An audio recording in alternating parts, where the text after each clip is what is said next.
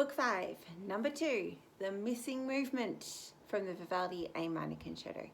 So, bizarre as it is, we've already played the first and the third movements of this concerto back in Book 4, and we have, of course, been diligently working on them and polishing them and making them super easy.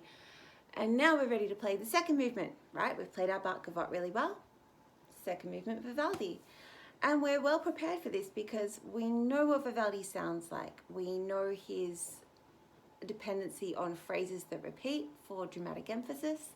We know how he drops dynamics for like dramatic contrast. And we're going to do a lot of shifting in here. My shifting is a little different to the revised edition. I think I use this second movement as a position etude and a preparation for the slow movement in the G minor concerto. So if you would prefer to stick with the positions as they're written exactly in your Book 5, that is of course your prerogative. What I teach is a little different, and I'm happy to explain my rationale for that. So we're starting off pianissimo, cantabile e molto sentito, in a singing style with a lot of feeling. That's pretty obvious. The first thing you need to do before you play this, we've already done all the listening, so that's taken as read, is grab a highlighter and identify all the notes that should trigger sympathetic resonance. So every G, D, A, and E, highlight it. Makes it dead easy to play this piece and check every note off your list for, yep, should ring, should ring, should ring. And that means ring with or without vibrato, not vibrato across the pitch to trigger resonance, but have your finger on the pitch so that even without vibrato, it still sings and glows and really lights up the phrase. Now, if you're observant, you'll notice that we've already played the first bar in Humoresque. Remember the second page of Humoresque playing in D minor?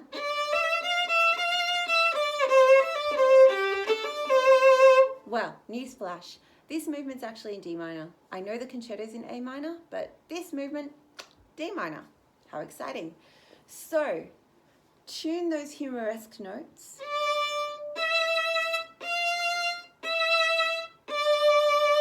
Okay, just those.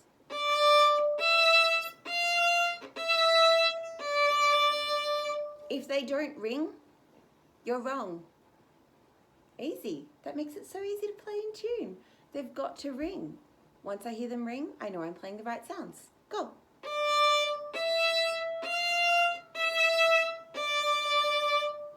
Cool. Give me.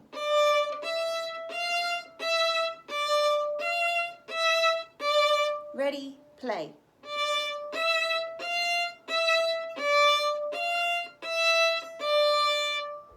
Now try the. Oh, they both ring. What a surprise. And we'd like them to fade away, so see if you can play strong, weak. Again. Cool. Let's play it with its bowing, because we've played all the notes that go in there.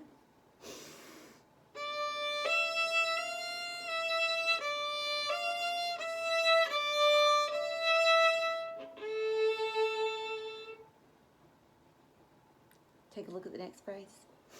Separate bows.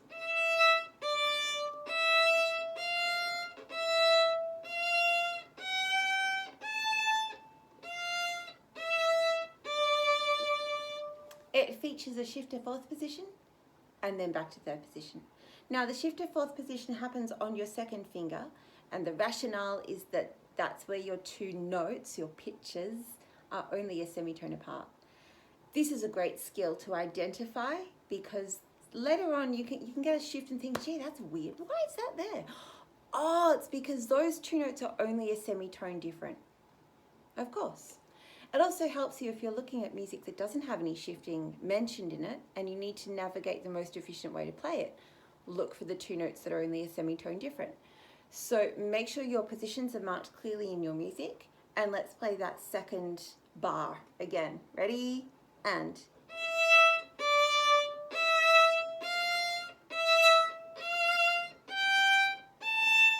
back. Cool. Play this.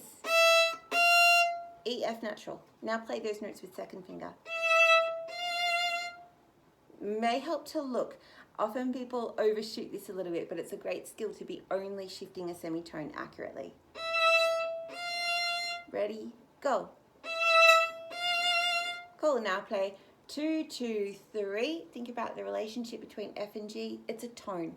So I shift up, tone away, again. And if I've got that really well in tune, it will ring because G, happy days. Ready, and. Great, now play the fourth finger, which is an A and is a tone away.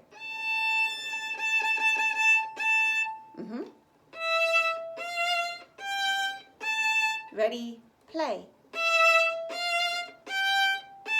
Again, play. Cool, now let's see if we can play in a slur. Ready, play. If that's not working, play slurred staccato. Again. One more time. And make sure your elbow's through to help that fourth finger drop on. We never want to stretch it. We want the hand in such a position that the finger just drops on using gravity and relaxes to play the note. Let's play the whole bar. Jumbo, sorry. Third position.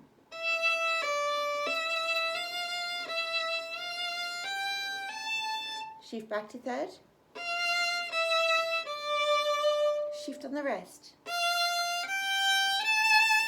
Yeah, nice and easy. All slid together. And you can hear, I'm really not thinking about dynamics right now. My primary focus is on accurate shifting and then bowing. And I think that when you're playing a very quiet piece, sometimes it's necessary to learn it mezzo forte so that you're playing with a relaxed bow arm, so that you're not really, you're not thinking about too many things at once. Get the intonation, and then as you think about your phrasing, the dynamics inform your phrasing. Okay, so that will change the way you use your bow. It's not going to change it heaps and heaps and heaps for this piece, but then you've got enough brain cells. If you can put your left hand on autopilot, you can send your brain over to your right hand and start thinking, if I hold my bow like this, if I relax the weight like this, if I glide a little bit more like this, what happens? How does that change the dynamics? How does that work with or against the phrasing I'm supposed to have? Okay, let's try the whole first line. Ready? Big breath in, because you need to exhale through the first phrase and relax.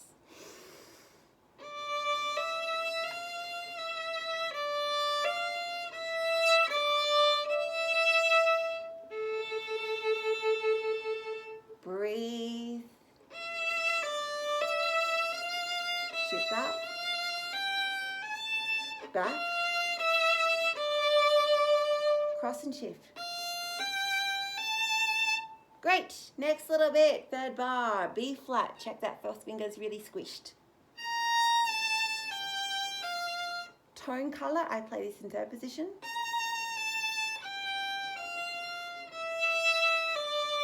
Go to fourth position.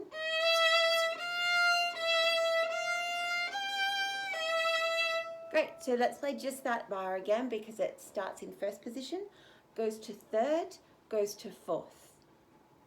And you've got all the resonant notes marked, so you know which ones should ring. Yeah? Down bow on the B flat.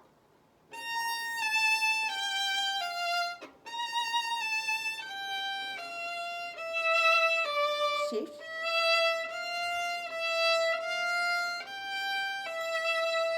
Great. This I really like.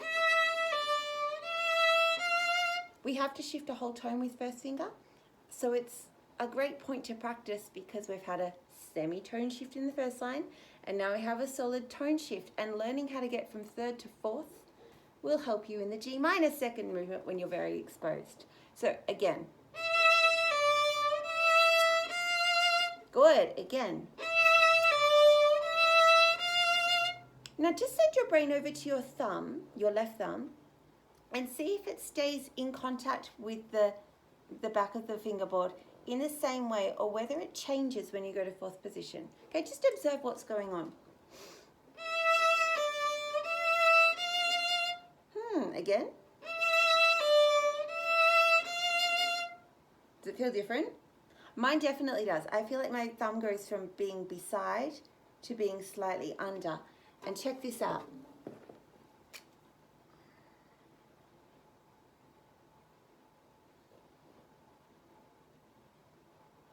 Okay, got my smiley face in the back of my hand. Hello. When I'm in third position, you can't see that smiley face. Okay, my hands, the palm of my hand is facing me and the back of my hand is facing towards my scroll.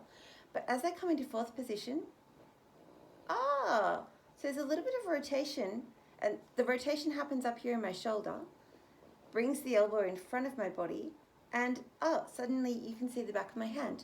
So we don't move the violin to shift to fourth position, but the angle of our hand changes a little bit, okay? Again. Yeah, and if you practice that coming around, then when you get to bar 11 and you need to hop into fifth position, piece of cake. It won't trouble you in the slightest. Okay, let's do that again in bar 3. 2, 1, 1, 2, go. Ready, again. One more time. Continue. Great, let's play that. 3 groups of semiquavers. No, 2 groups of, I can't count. 2 groups of semiquavers.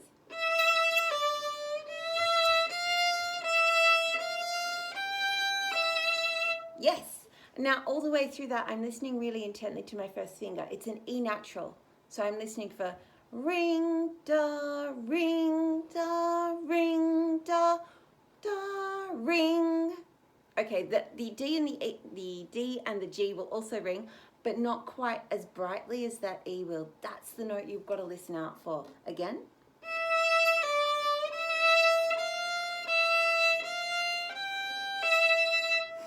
Big eyes. Okay, let's try from the beginning.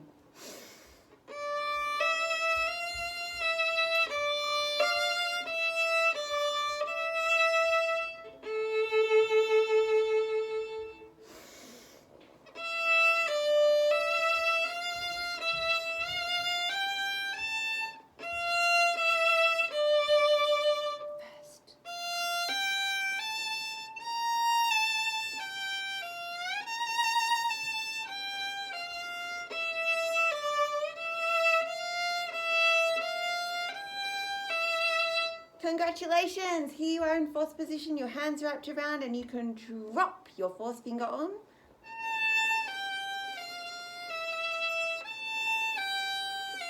Shift back.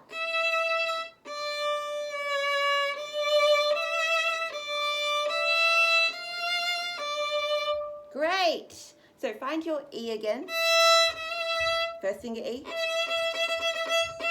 And let's play the fourth bar. Hand is around, you can see the smiley face. Right.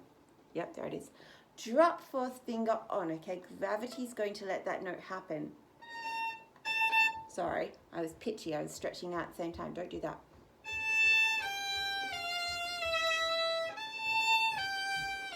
Shift.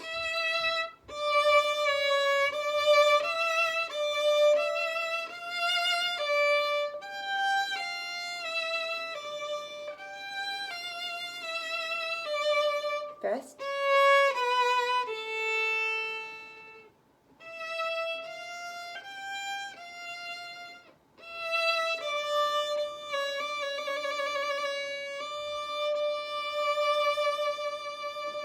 Wow, here we are at the end of the third line. Let's play that little phrase, that little question and answer at the end.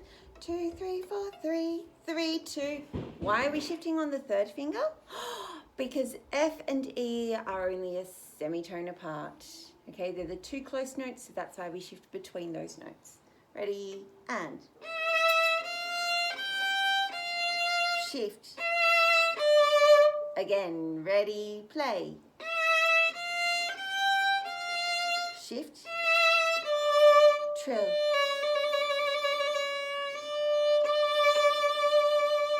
Great. If your trill sounds a bit woozy, it's because your first finger didn't cuddle up to it. You need to be careful that this is... Okay, first finger comes right in behind you.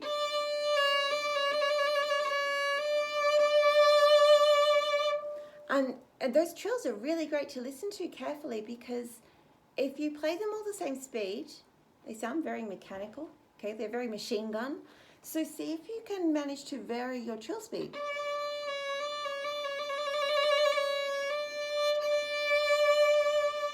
And you might as well do it now, because you're really good at trilling. You're in book 5. You are great at trilling. You're an expert.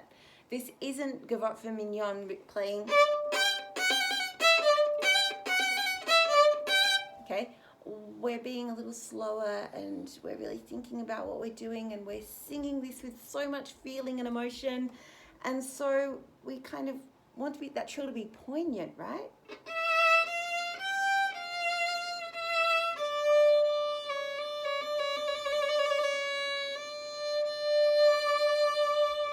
Okay, so that's a great thing to practice. Maybe not quite yet, but put that on your shopping list. Okay, let's go on. We use our second finger to give us the note. So here we shift for tone color. Second finger's vibrato quality isn't the same as first finger. You can get a bit more intensity with first finger, and that's to do with the angle of approach of your finger against the string, and then the width and the speed of the vibrato. Okay, every finger has its own characteristic vibrato. And I want you thinking about it here, so that when you hit book 6 and you play La Folia, you understand why we're playing the same note with 3 different fingers. It's to give it 3 different colors, because otherwise it's deadly boring. Okay, so here we go. Let's play our little question and answer. Da da da dum ba da da da da. Shift to third position, and then we'll go on, and we're playing mysteriously. Ready, and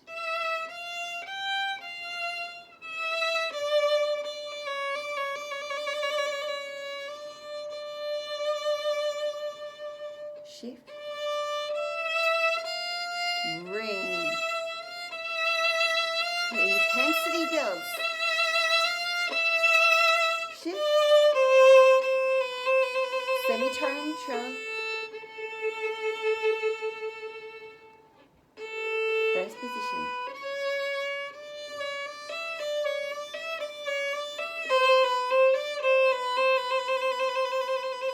Get ready, shift. 1, 1, 2.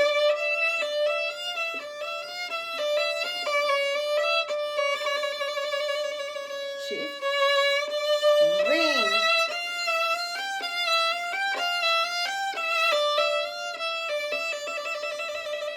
forte,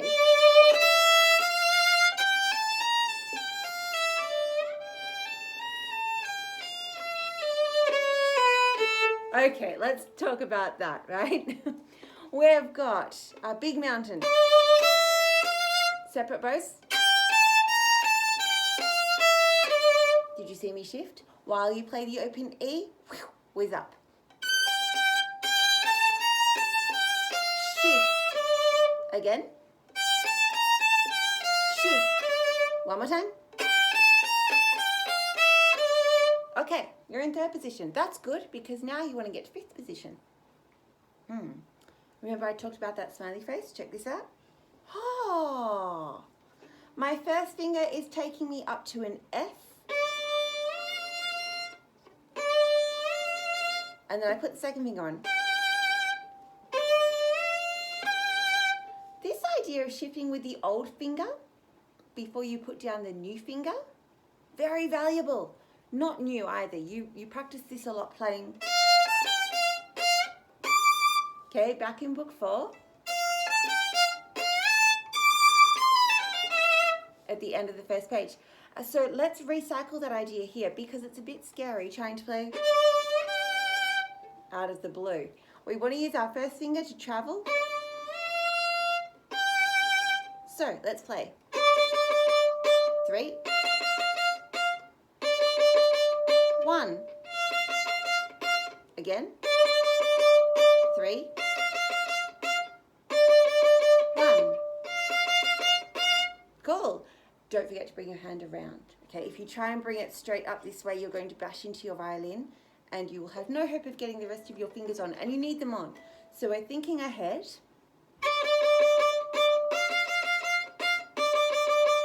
Hoik. I think about the shift happening here. I'm not actually thinking about shifting here. Okay, watch this. Here I am in third position. I'm holding my bicep. Yada da da dun dun da da da dun dun yada da da dun dun yada da da. See that move? It's huge. Okay, it's not huge. It feels huge when you hold onto your arm. You go, whoa, that really moved. So my arm is coming in towards my rib cage and around in front of my body a little bit. And I have a bad habit of wearing black, so that's difficult to see until I hold onto it.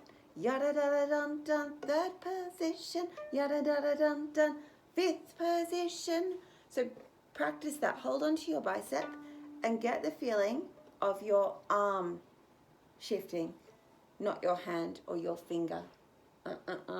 Arm. Okay?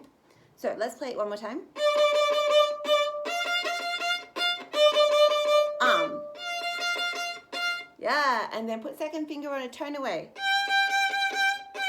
And it's a nice ringing G natural. So,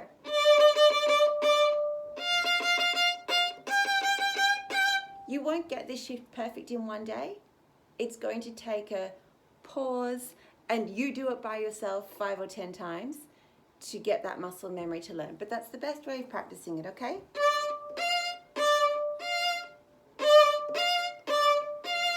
Etc.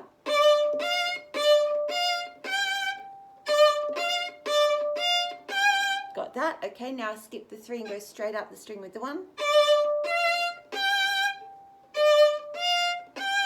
Feeling like I know it? Ooh. Now try and move the 1, but don't play it. Bang. Move it. Again. Move it. Okay, so all I'm doing is taking my first finger up the string. Once I know I'm at the F natural spot, I put the second finger on and I just hear the second finger play. So now our first finger has graduated to being a ghost note. Remember that, because we're going to use it in the Vivaldi G minor, and we're going to use it really, really importantly in country dance. And you can watch the video that I made for country dance already if you don't believe me.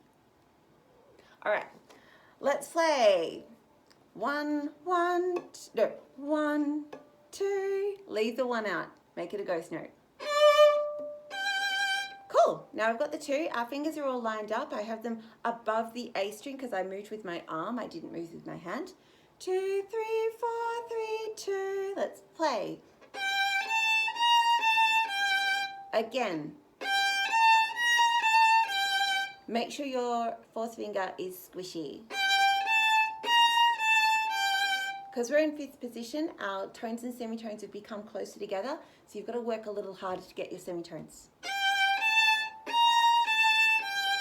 Again. Cool. Now let's play. 2, 3, 4, 3, 2, 1. Again. Here we are with our first finger on and our thumb lightly, and we're going to glide back to 3rd position. Okay, again. Glide. Cool. Let's go. Got it? All right, let's play our 5th position packet. Go.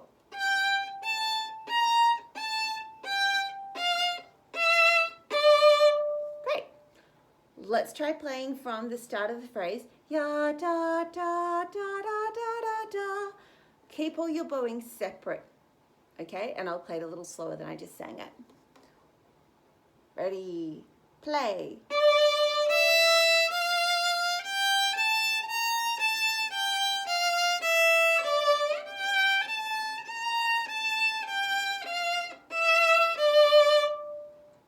let's go again. And.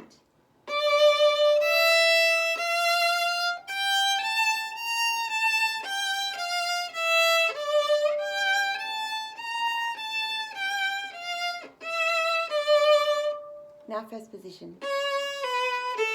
Second.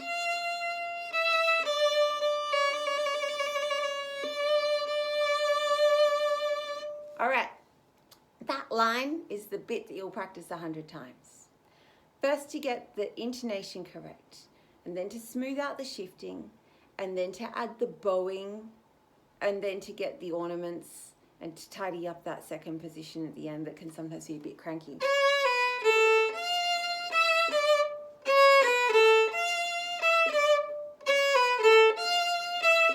Right, that's the bit where you need to stop me and you'll play it 20 times, and then tomorrow you'll stop me and play it 10 times, and the day after you'll stop me and play it 5 times. And hopefully by then you'll have it and your ears will know what you're looking for and your muscle memory will remember it. So I'm going to now play that line at a nicer tempo with its bowing. If you're not ready to tackle that, then just listen.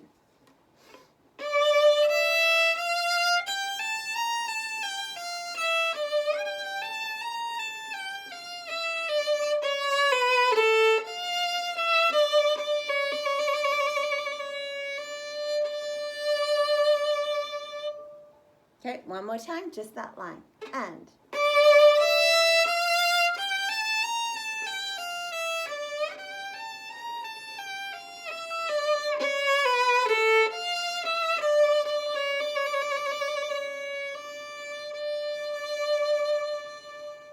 Okay, let's do the icing on the cake, the last little bit. Starting third position, move to fourth position.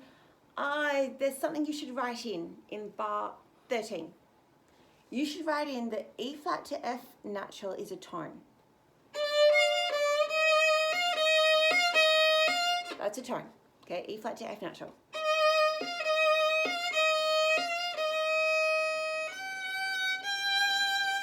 But the fourth time you do that, it's a tone and a half. We go E, F, E, E flat, F, E flat, F, E flat, E, F, E flat, F sharp.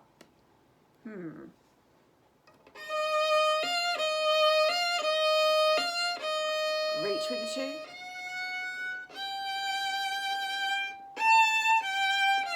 Now, the rationale for reaching with the second finger rather than playing a third is that then you're ready. You've got enough fingers to play the rest of the notes in the phrase. I learned it a different way. I think this way is better. There's less room for danger. So because we can feel the tone between our fingers, let's just start at the upbeat to 13. Yeah, I'm not saying wrong bar. 1, 3, 1. Let's try together. Upper semitone to E flat. Tone. Nothing. Reach. 3 right beside. And I kind of transfer the center of balance so that I can get my fourth finger on a tone away. Shift to second position and listen for the ringing E.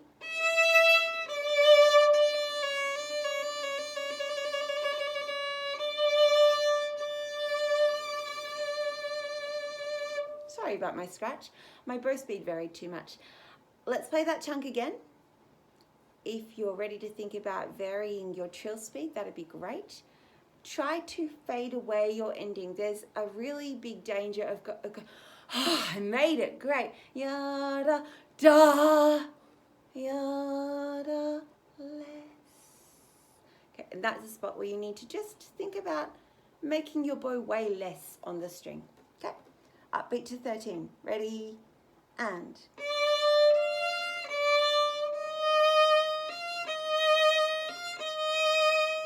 Reach. Center of balance, tone. Shift.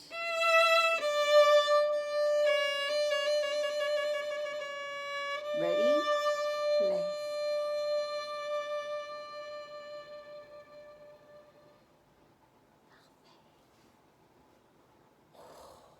You did it. Did all the things. Congratulations. I'm not going to play it through with you again because this is such a slow piece that you can play along with your CD. And then you can enjoy the experience of the harpsichord accompaniment or the orchestral accompaniment. And that's much more fun than just playing it with me. So please make sure that your shifts are clearly marked. Please make sure that any resonant notes are clearly marked. If you get stuck, the best thing you can do is play the note that, like, look at the name of the note and play the note in first position. So, you know, if you're finding that you've always got something weird going on in bar 10, okay, bar 10. Something in there just doesn't sound right. Play the names of the notes in first position.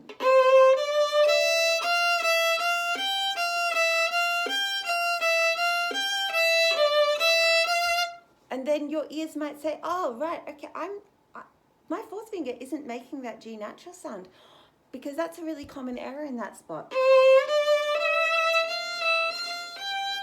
Sometimes that tone falls a bit short.